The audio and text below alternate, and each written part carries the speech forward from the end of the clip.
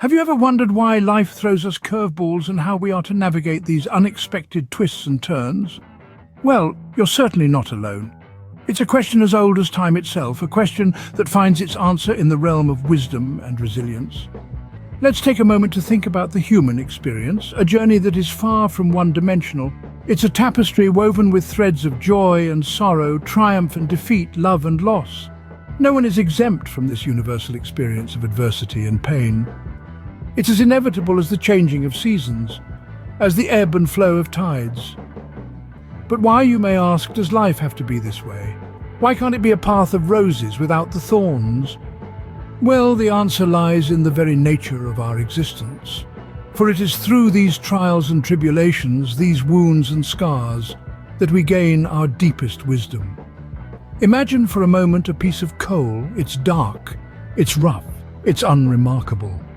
But apply pressure, a lot of it, and over time it transforms into a diamond, one of the most precious and beautiful gems in existence. This is more than just a geological process. It's a metaphor for our lives. Every life experience, every joy, every sorrow, every victory, every defeat carries a valuable lesson. It's an opportunity to learn, to grow, to evolve. And it's these lessons, these nuggets of wisdom that shape us into who we are, that give us the strength and resilience to weather life's storms. So the next time life throws you a curveball, remember this. The adversity you face isn't an obstacle, it's an opportunity. An opportunity to turn your wounds into wisdom, your pain into power. Just like a rough diamond that needs to undergo immense pressure to truly shine, so do we need to face and overcome our challenges to grow and mature. Once upon a time there lived a water-bearer in a small village. The water-bearer had two large pots, each hung on either end of a pole he carried across his neck. These pots had seen many sunrises and sunsets and had been filled and emptied a multitude of times. They were part of the water-bearer's daily life, his companions in solitude. One of the pots was in perfect condition, always delivering a full portion of water at the end of the long walk from the stream to the village. The other pot, however, had a deep crack in it, and by the time the water-bearer reached his hut, it had leaked much of its contents onto the dusty path. This went on day after day. The perfect pot was proud of its accomplishments, fulfilled in the purpose for which it was made. But the cracked pot was ashamed of its own imperfection, feeling miserable that it was able to accomplish only half of what it had been designed to do. After years of enduring what it perceived as bitter failure, the cracked pot spoke to the water-bearer one day by the stream. "I am ashamed of myself," it said, "and I want to apologize to you. I've been able to deliver only half my load because this crack in my side causes water to leak out all the way back to your house." The old water-bearer smiled kindly at the pot, and in his wise, gentle voice he said, "As we return to the master's house, I want you to notice the beautiful flowers along the path." As they ascended the hill, the old cracked pot took notice of the sun warming the beautiful wild flowers on the side of the path. It did bring some joy to the pot, but it still felt the sting of its old wound.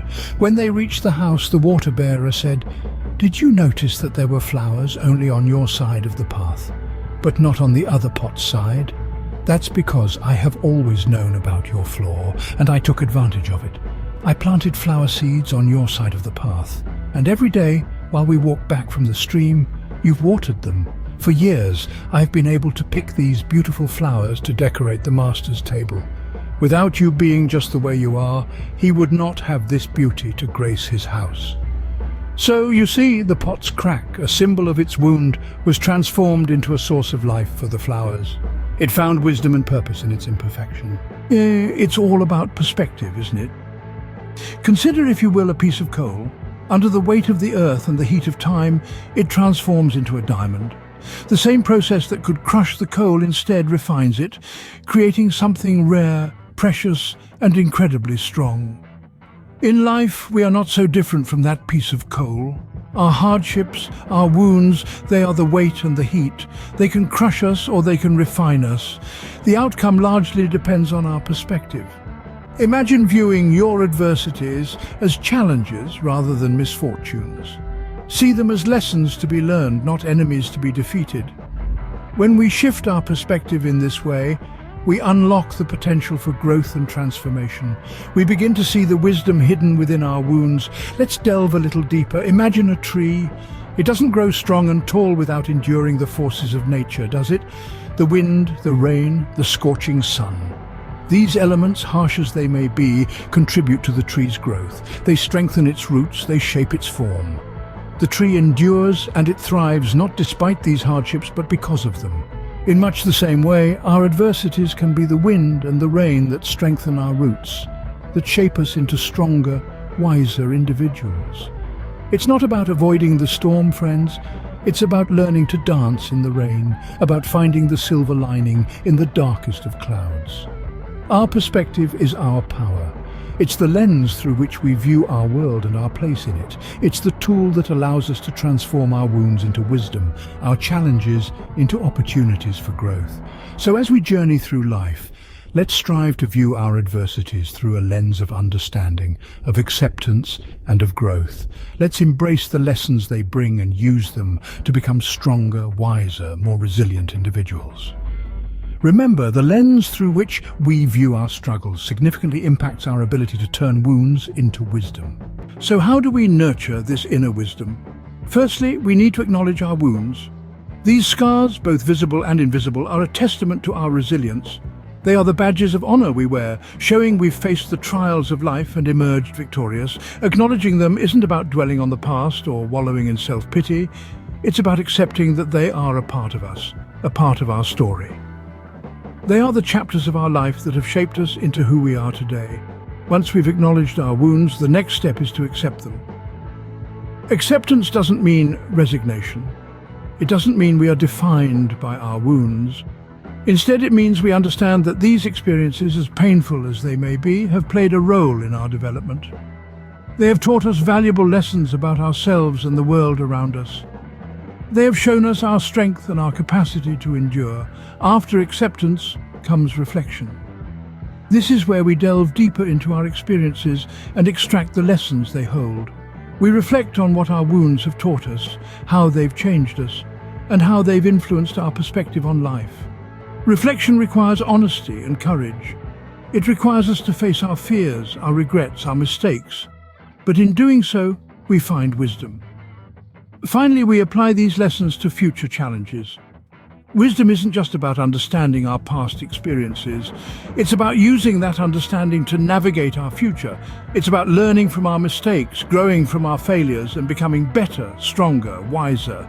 Remember, nurturing inner wisdom is not a passive process. It's an active, ongoing journey of self-discovery and growth. It requires patience, perseverance, and a willingness to learn from every experience life throws our way. Cultivating wisdom is not a one-time event, but a lifelong journey of growth and self-discovery. As we embark on this journey of turning wounds into wisdom, let's pause a moment to reflect on the ground we've covered. We've explored the wisdom of our scars and the tale of the broken vessel, reminders of our resilience and strength in the face of adversity. We've delved into the power of perspective, how a shift in view can transmute our pain into a catalyst for growth. We've also discussed nurturing our inner wisdom, how acceptance and understanding can facilitate healing and foster wisdom. Indeed, this journey is not a sprint, but a marathon, a continual process of learning, growing and evolving. The road ahead may be fraught with challenges, but it's these very trials that sharpen our wisdom, mold our character, and deepen our understanding of life.